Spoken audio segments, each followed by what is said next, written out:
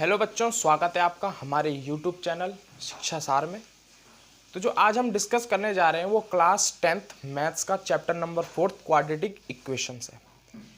तो बेसिकली आप class 10th में अब आ चुके हैं, तो हम उससे रिलेटेड आपको क्वाड्रेटिक इक्वेशंस के बारे में बता रहे हैं। तो बच्चों, जो क्वाड्रेटिक इक्वेशंस होती है उसको समझने से पहले आपको कुछ टर्म्स समझनी होंगी जिसे हम इक्वेशंस कहते हैं। तो इक्वेशंस क्या होती है बच्चों? इक्वेशन एक ऐसा टर्म है जिसमें हमें वेरिएबल एंड कांस्टेंट टर्म का रिलेशन देखने को मिलता है। वेरिएबल एंड कांस्टेंट टर्म का रिलेशन देखने को मिलता है। तो जैसे हमारे पास फॉर एग्जांपल हम देख सकते हैं कि कोई भी इक्वेशन कब कहलाएगी। जैसे मान लो हमारे पास दिया हुआ है 3x + 5y = 10। ये एक इक्वेशन का स्टैंडर्ड फॉर्म है। यहाँ पे हमारे पास क्या है, दो वेरिएबल दिए गए हैं। ये इक्वेशन हमारे पास जो दी गई है ये linear equation in two variable है। यहाँ दो वेरिएबल आ जाता है, तो मैंने गलती से यहाँ पे टू वेरिएबल लिख दिया क्योंकि आपके सिलेबस में टू वेरिएबल नहीं है। ठीक है ना? ठीक। तो अभी फिलहाल क्वाड्रेटिक इक्वेशन हम वन वेरिएबल में समझते हैं कि वन वेरिएबल में होती क्या है इक्वेशंस। मान लो हमारे पास 3x + 8y, ये तो लिखना ही पड़ेगा हमें, 10। ये हमारे पास कुछ एक इक्वेशन दे दिया जिसमें हमारे पास देखना है, हमें देख रहे हैं कि जो 3 है और x है, इन दोनों का एक अलग रिलेशन है। 8 है, y है, इन दोनों का एक अलग रिलेशन है। और इन दोनों का कंबाइंड रिलेशन किसके बराबर है? 10 के बराबर है। तो ऐसी कोई भी इक्वेशन जिसमें कांस्टेंट और वेरिएबल का रिलेशन किसी अनदर कांस्टेंट या कांस्टेंट के साथ हो। जनरल समझने की बात यह है कि इक्वेशंस हमारे पास क्या होती है, किसी भी वेरिएबल और कांस्टेंट के बीच में जो रिलेशन है वो हमारी इक्वेशन है। ठीक। उसके बाद नेक्स्ट बात आती है कि इक्वेशन तो ये है, एक इक्वेशन तो ये हो गई, और एक इक्वेशन हमारे पास ये हो जाती है y² = 4ax। ये भी नहीं पढ़ोगे आप, जब आप क्लास 11th में आओगे तो आप इसको समझोगे अच्छे से। लेकिन ये एक पैराबोला की इक्वेशन है, इसे हम पैराबोला कहते हैं। इन दोनों के ग्राफ अलग अलग हैं, इन दोनों के ग्राफ अलग हैं। ये जो हमारे पास इक्वेशन होती है, ये हमारे पास इक्वेशन कैसी इक्वेशन है? ये लीनियर इक्वेशन होती है जिसका ग्राफ क्या हो, स्ट्रेट बने, जिसका ग्राफ हमारा एक स्ट्रेट लाइन बने, वो हमारे पास क्या हो जाता है, लीनियर इक्वेशन होती है। लेकिन y² = 4ax का जो ग्राफ बनता है वो कुछ इस तरीके से बनता है।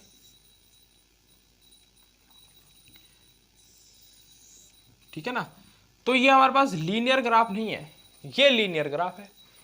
तो आप जो हमें यहाँ पे पढ़ने वाले हो चैप्टर नंबर 3 में अगर आप पढ़ चुके हैं, pair of linear equation in one variable, sorry, है ना, pair of linear equation in two variable, ये शायद आई थिंक मुझे कंफ्यूजन है थोड़ा सा। तो पेयर ऑफ लीनियर इक्वेशन में आप क्या पढ़ेंगे? दो पेयर ऑफ होंगे हमारे पास लीनियर इक्वेशन के। लीनियर इक्वेशन आ गई वहां पर, यानी जो इक्वेशन स्ट्रेट ग्राफ बनाए वो हमारी लीनियर इक्वेशन आती है। अब हम बात कर रहे हैं क्वाड्रेटिक इक्वेशन पे। क्वाड्रेटिक इक्वेशन क्या होती है? तो एक ऐसा रिलेशन जिसमें क्या हो, सेम वेरिएबल हो। पहले तो ये समझ लो कि हमारे पास क्वाड्रेटिक इक्वेशन जो हमारे पास है दी हुई, उसमें हमारे पास सेम रिलेशन दिया गया, सेम। यानी क्वाड्रेटिक इक्वेशन एक ऐसी इक्वेशन है जिसमें किसी भी वेरिएबल का सेम वेरिएबल का रिलेशन आपस में दिया हो। जैसे यहाँ पे लिखा भी है मैंने it is an equation that contain at least one term that is squared. अभी तक हमने पढ़ा कि जो हमने लीनियर इक्वेशन लिखी थी इसमें जो वेरिएबल्स थे इनकी कोई पावर नहीं थी, केवल वन पावर पे ही काम कर रहे थे। लेकिन जब हम क्वाड्रेटिक इक्वेशन पे बात करेंगे, और उसमें भी क्वाड्रेटिक इक्वेशन में भी हम किस पे बात कर रहे हैं, सेम वेरिएबल पे बात कर रहे हैं, कि जब वेरिएबल हमारे पास सेम हो, है ना, तो उस पे क्या होगा हमारे पास कि जो हमारे पास इक्वेशंस वहां से बन के आएगी उसमें एक एटलीस्ट जो वेरिएबल टर्म हो, कम से कम एक वेरिएबल टर्म क्या हो, स्क्वायर फॉर्म में हो। किस फॉर्म में हो? स्क्वायर फॉर्म में। और उनके बीच में जो स्क्वायर फॉर्म के साथ जो रिलेशन बनेगा वो हमारे पास क्या हो जाएगी, हमारी क्वाड्रेटिक इक्वेशंस हो जाएगी, है ना। तो क्वाड्रेटिक इक्वेशंस क्या समझे हम, कि भाई कोई एक ऐसी वेरिएबल क्वांटिटी या एक ऐसी इक्वेशन जिसमें कोई वेरिएबल क्वांटिटी का कोई भी एक टर्म क्या हो, स्क्वायर उस फॉर्म में हो। जैसे हम एग्जांपल के लिए यहाँ पे लिख सकते हैं एग्जाम्पल हमारे पास क्या हुआ, 2x² plus 3x, x² plus 3x plus 6 is equal to 0। ये एक क्वाड्रेटिक इक्वेशन हो गई। यहाँ पे देखिए जो वेरिएबल्स हमारे पास है वो क्या है, हमारे पास x जो हमारे पास है वो हमारा क्या है, वेरिएबल है। x हमारा क्या है, वेरिएबल। और जो हमारे पास ये x हमारा वेरिएबल है। और देखेंगे यहाँ पे क्वाड्रेटिक इक्वेशन हमने बाकी कोई भी एटलीस्ट वेरिएबल का कोई भी एक टर्म क्या हो, स्क्वायर्ड फॉर्म में हो, तो हमारे पास x² एक स्क्वायर्ड फॉर्म में हो गया, ठीक है ना। ये x भी वेरिएबल है हमारा, क्योंकि हम x वेरिएबल लेते हैं। 3 और 6 हमारा क्या है, कांस्टेंट टर्म है, कांस्टेंट टर्म है, ठीक है ना। और एक लीनियर इसका ग्राफ आने वाला है, लीनियर इक्वेशन इसकी बनने वाली है। तो ये क्वाड्रेटिक इक्वेशन आपको समझ में आया कि एक ऐसी इक्वेशन जिसमें किसी भी वेरिएबल का एक टर्म क्या हो, स्क्वायर्ड फॉर्म में, या यहाँ पे लिखा भी है at least one term that is squared. कोई भी इक्वेशन का कोई भी एक टर्म जो क्या हो, स्क्वायर्ड फॉर्म में हो, वो हमारी क्या हो जाती है, क्वाड्रेटिक इक्वेशंस हो जाती है, ठीक है ना। यहाँ तक आपको समझ में आ गया होगा। अब हम बात करते हैं इसकी स्टैंडर्ड फॉर्म पे। हर एक चीज़ की एक स्टैंडर्ड फॉर्म होती है, ठीक है ना। तो इसकी 3rd चैप्टर में आप पढ़ चुके होंगे इसमें। तो क्वाड्रेटिक इक्वेशंस की जो स्टैंडर्ड फॉर्म है, स्टैंडर्ड फॉर्म वो कुछ इस तरीके से होती है।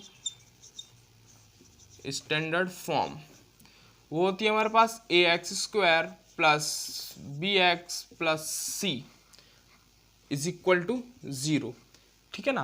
तो क्वाड्रेटिक इक्वेशंस की जो स्टैंडर्ड फॉर्म है वो हमारे पास होती है ax² plus bx plus c, जिसमें a, b और c हमारा क्या होता है, कांस्टेंट टर्म होता है, ठीक है ना, कांस्टेंट टर्म,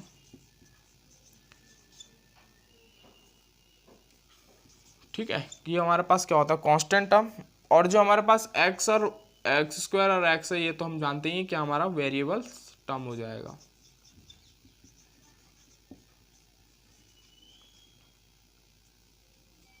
वेरिएबल टर्म हमारा हो जाएगा। अब समझने वाली बात यह है कि इस स्टैंडर्ड फॉर्म का यूज क्या है। तो इस स्टैंडर्ड फॉर्म से हम किसी भी अनदर इक्वेशन को कंपेयर कर सकते हैं। जैसे मैंने अभी इक्वेशन लिखी थी, क्या लिखा था मैंने, x² plus 3x plus 6 is equal to 0। मैंने ये क्वाड्रेटिक इक्वेशन बनाई थी, ठीक है ना। इस क्वाड्रेटिक इक्वेशन में क्या समझे आप कि इस क्वाड्रेटिक इक्वेशन का जो रिप्रेजेंटेशन है कुछ इस तरीके से है कि नहीं है, तो हाँ है, बिल्कुल है। देखो अगर हम इसके साथ इसको कंपेयर करें तो क्या है, a की वैल्यू यहाँ क्या है, 1 इंटू x², a की वैल्यू यहाँ पे 1 है, प्लस b की वैल्यू क्या है 3x, और प्लस c की वैल्यू क्या है 6 इज इक्वल टू 0। तो हमने कंपेयर करा, यहाँ से हमारे पास a की वैल्यू क्या निकल के आई 1, b की वैल्यू क्या निकल के आई 3, और c की वैल्यू हमारे पास क्या निकल के आई 6, ठीक है। तो हमने देखा कि तीनों वैल्यू हम फाइंड कर पा रहे हैं। साथ में हम देख रहे हैं कि एटलीस्ट वन टर्म क्या है, स्क्वायर्ड फॉर्म में है किसी भी वेरिएबल का।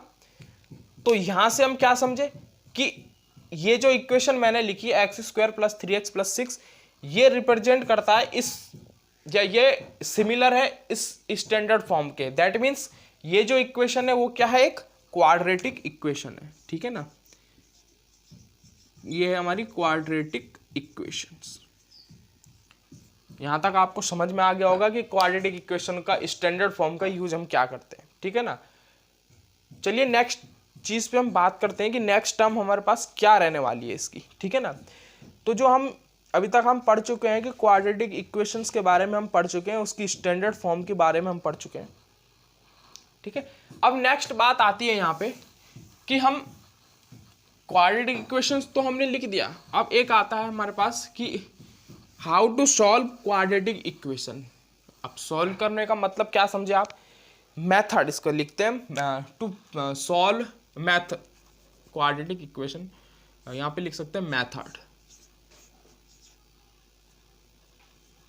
मेथड क्वाड्रेटिक इक्वेशन को सॉल्व करने के मेथड। सॉल्व करने का मतलब क्या हुआ बच्चों कि जो क्वाड्रेटिक इक्वेशन मैंने लिखी थी ये standard form ax² plus bx plus c is equal to 0, इस क्वाड्रेटिक इक्वेशन में जो x जो टर्म है हमारा वेरिएबल टर्म, इसके एक्चुअल वैल्यू क्या निकल के आएगी, इसमें इसकी वैल्यूज फाइंड करनी है, जिसे हम वैल्यूज कहते हैं, वैल्यूज या रूट्स इसे हम कह सकते हैं, रूट्स, है ना। हम पढ़ चुके हैं छोटी क्लास में, 9th में हम पढ़ चुके हैं रूट्स निकालना, है ना। तो क्वाड्रेटिक इक्वेशंस में हम किसी भी वेरिएबल टर्म के हम रूट्स निकालेंगे, वो हम किस मेथड से निकालेंगे, वो हम इसका उसको हम क्या कहते हैं, इक्वेशन को सॉल्व करना, ठीक है ना, इसके इक्वेशन को सॉल्व करना। एक और बात बता दूं, क्वाड्रेटिक इक्वेशन में जिस वेरिएबल की टर्म 2 है, जिस वेरिएबल की पावर 2 है, क्योंकि 2 ही है, हाईएस्ट पावर इसमें 2 है हमारे पास क्वाड्रेटिक इक्वेशन में, तो इस x की वैल्यू हमेशा, इस x के जो रूट्स आएंगे वो आएंगे 2 रूट्स आएंगे इसके। कितने रूट आएंगे, x has at least, x has 2 roots, ये लिख सकते हो, x has 2 roots on solving the equation, यहाँ पे लिखो on solving the equation, solving the equation x has 2 roots, 2 roots इसके पास होंगे, कम से कम 2 रूट इसके पास होंगे ही होंगे, ठीक है ना। जब हम सॉल्व करेंगे आगे तो हम समझ जाएंगे कि 2 रूट्स क्यों आ रहे हैं। एक शॉर्ट ट्रिक भी है, जिसकी पावर, जिस इक्वेशन में जितनी हाईएस्ट पावर होती है उस इक्वेशन का उतने ही रूट्स निकल के आते हैं। x की पावर 3 होता है तो उसके 3 रूट्स निकल के आते हैं, x की पावर 4 होता है तो 4 रूट्स निकल के आते हैं, x की पावर 1 है तो 1 रूट्स निकल के आएगा, x की पावर 2 है तो 2 रूट्स निकल के आएंगे। ये ध्यान रखने वाली बात है, ठीक है ना। तो सॉल्व करने के मेथड हमारे पास, फर्स्ट मेथड इसका हो जाता है फैक्टराइजेशन मेथड, फैक्टराइजेशन मेथड।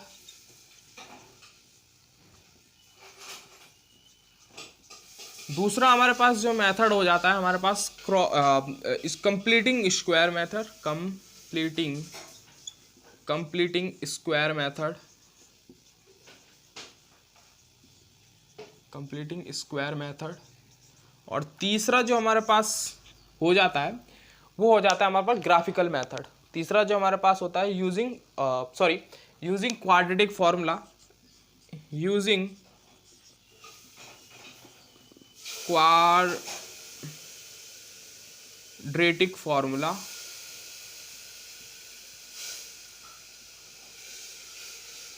और चौथा जो हमारे पास होता है वो होता है ग्राफिकल मेथड, ग्राफिकल मेथड। ये 4 मेथड हमारे पास दिए गए हैं किसी भी क्वाड्रेटिक इक्वेशन को सॉल्व करने के लिए, factorisation, completing square, using quadratic formula और ग्राफिकल मेथड।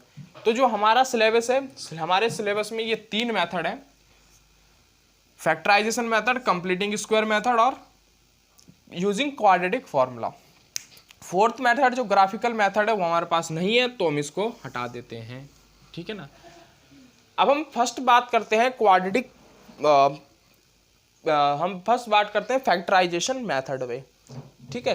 तो फैक्टराइजेशन मेथड को समझने के लिए हम एक यहाँ पे एक इक्वेशंस लिख लेते हैं। यहाँ पे जो हमारे पास है x² plus 5x plus 6 is equal to 0, ये हमारे पास कोई क्वाड्रेटिक इक्वेशन है, x² plus 5x plus 6 is equal to 0, ठीक है। इस क्वाड्रेटिक इक्वेशन की को हम फैक्टराइज मेथड से पहले सॉल्व करेंगे, फैक्टराइजेशन मेथड से। तो किसी भी क्वाड्रेटिक इक्वेशन को फैक्टराइजेशन मेथड सॉल्व करने के लिए सबसे पहले आपको क्या करना है, जो हमारे पास c है, c हमारे पास क्या है 6, a हमारे पास क्या है 1 और b हमारे पास क्या है 5, ठीक है ना। तो इस c की मल्टीप्लाई इस a के साथ हमने करनी है। सबसे पहले फर्स्ट काम हमारा ये क्या है कि c की मल्टीप्लाई हमारे पास किसके साथ करनी है, c की मल्टीप्लाई इस a के साथ करनी है। तो c की मल्टीप्लाई जब हमारे पास a के साथ करेंगे तो हमारे पास क्या निकल के आ रहा है 6, हमारे पास क्या निकल के आ रहा है 6 निकल के आ रहा है। साथ में x² और लिख सकते हो आप अपनी हेल्प के हिसाब से, x² भी लिख सकते हो। तो जो टोटल वैल्यू बन के आई 6 की मल्टीप्लाई जब हम इस पूरे टर्म में करेंगे तो 6x² निकल के आए, ठीक है ना। अब हमें इस 6x² के एक ऐसे फैक्टर करने हैं, फैक्टर करना तो आप सबको आता है, एक ऐसे फैक्टर करने हैं जो क्या हो, इन दोनों फैक्टर जो यहाँ पे निकल के आएंगे, यहाँ पे जो फैक्टर निकल के आने वाले हैं, इन दोनों फैक्टर की अगर हम मल्टीप्लाई करें तो ये बन के आ जाए, है ना। मल्टीप्लाई करने पे तो यही बन के आए, लेकिन अगर इनको हम ऐड करें तो किसके बराबर आने चाहिए, जो मिडिल टर्म हमारे पास 5x है इसके बराबर ये आने चाहिए, ठीक है ना। ये ध्यान रखना है बस। पहले सबसे पहला स्टेप, c की मल्टीप्लाई a से भी कर सकते हैं या पूरे टर्म से भी कर सकते हैं, चॉइस आपकी है कि किससे करो, ठीक है ना। c की वैल्यू होनी है, c की वैल्यू की मल्टीप्लाई a के साथ करो या पूरे टर्म के साथ करो। पूरे टर्म के साथ करोगे तो यहाँ पे अगर x² है, x की पावर 4 है, तो आपको कन्फ्यूजन डिकेट होगी, है ना। तो हम पहले इस तरीके से कराते हैं, दूसरे तरीके से कराएंगे।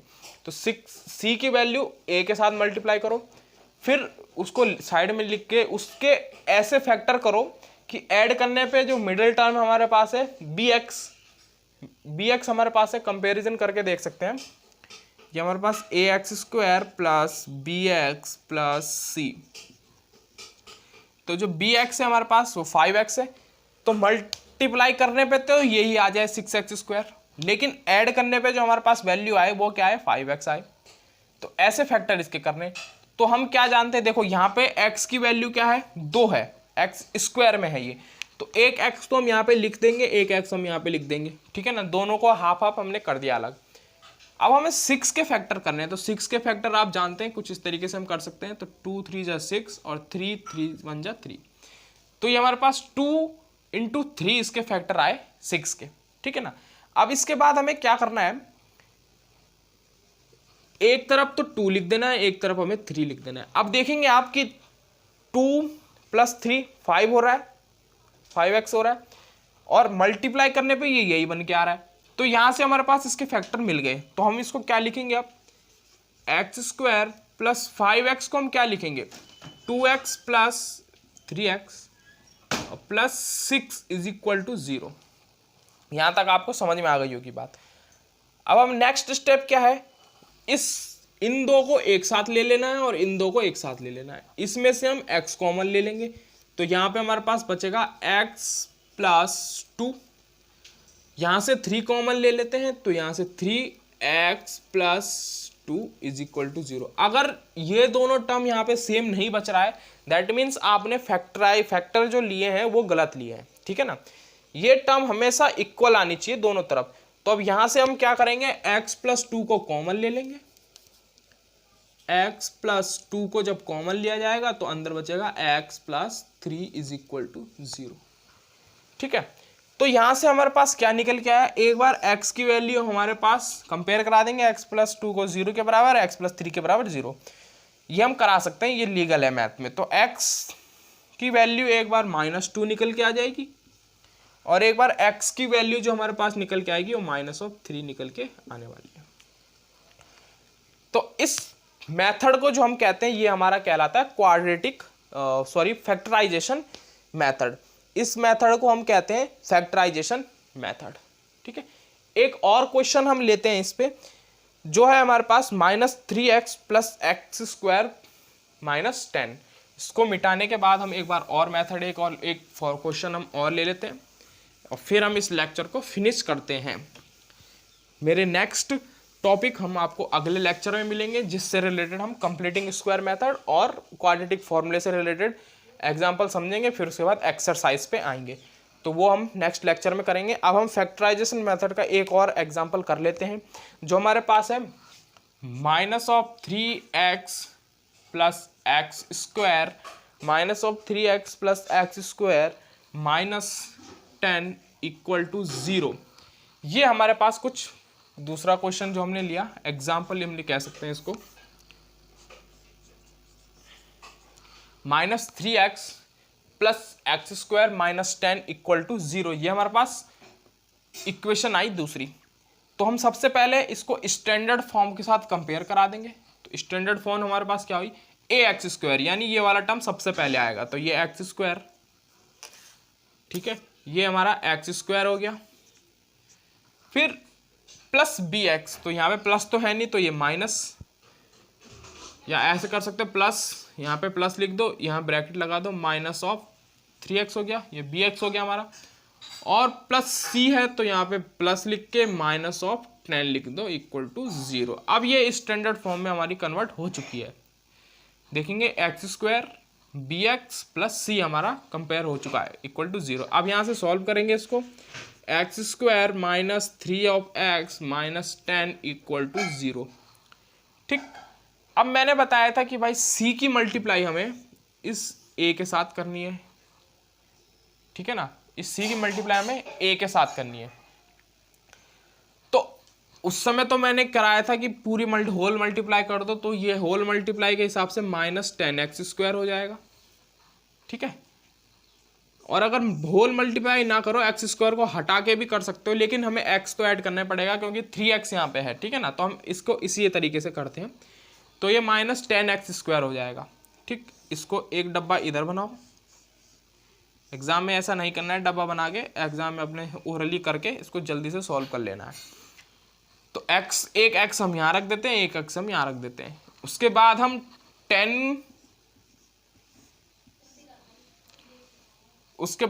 10 का क्या करते हैं, फैक्टर करते हैं। तो 10 के फैक्टर करेंगे तो 2 5 जा 10 और 5 1 जा 5, ठीक है ना। तो 2 और 5 यहाँ से निकल के आया, तो 2 को हम यहाँ रख देते हैं और 5 को हम यहाँ रख देते हैं, ये बात ठीक हुई। लेकिन ये माइनस में आ रहा है तो हम इन दोनों में से कोई एक टर्म को माइनस कर सकते हैं, तो माइनस 2x हमने कर दिया। ठीक, अब ये दो फैक्टर निकल के आ गया, इसे हम यहाँ पे लिख सकते हैं।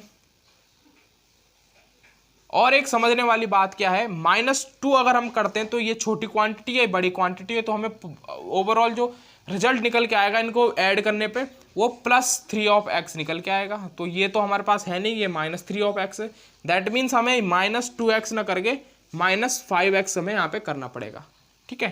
तो एक्स स्क्वायर यहाँ पे हो जाएगा, ये हमारे पास हो जाएगा +2x -5x -10 इक्वल टू 0। तो यहाँ से x कॉमन ले लिया, x + 2 एक बार आ गया, और -5 यहाँ से कॉमन ले लिया तो x + 2 एक बार आ गया 0। कॉमन ले लो, x + 2 कॉमन आ गया बाहर, और x - 5 = 0। तो x बराबर एक बार -2 आया हमारे पास, और एक x बराबर 5 आया। अब अगर इन वैल्यू को आप इस फॉर्मूले इस इक्वेशन में पुट करोगे तो ये सेटिस्फाई कर जाएगी और इक्वल टू 10 आ जाएगी। एक चीज़ करा के दिखा देता हूँ आपको, -2 को मैं इसमें पुट करा रहा हूँ, पुट इन इक्वेशन। तो यहाँ से क्या हो जाएगा हमारे पास, ये 3 × -2 प्लस 2 का स्क्वायर -10 इक्वल टू 0। तो ये हो जाएगा -6 + 4 -10 इक्वल टू 0, ठीक है, इक्वल टू 0। ठीक, ये प्लस हमारे पास आने वाला है तो ये 10 हो जाएगा, ये 10 और ये इक्वल टू 0। तो ये हमारे पास जो टर्म निकल के आई वो आ गई हमारे पास 0, क्योंकि ये -3x था, ठीक है ना, -3x ये था, इसलिए ये 0 आ गया। तो आज के लेक्चर में हमने क्वाड्रेटिक इक्वेशन को समझा और उसके फर्स्ट मेथड जिससे हम क्वाड्रेटिक इक्वेशन को सॉल्व करते हैं, फैक्टराइजेशन मेथड, वो समझा।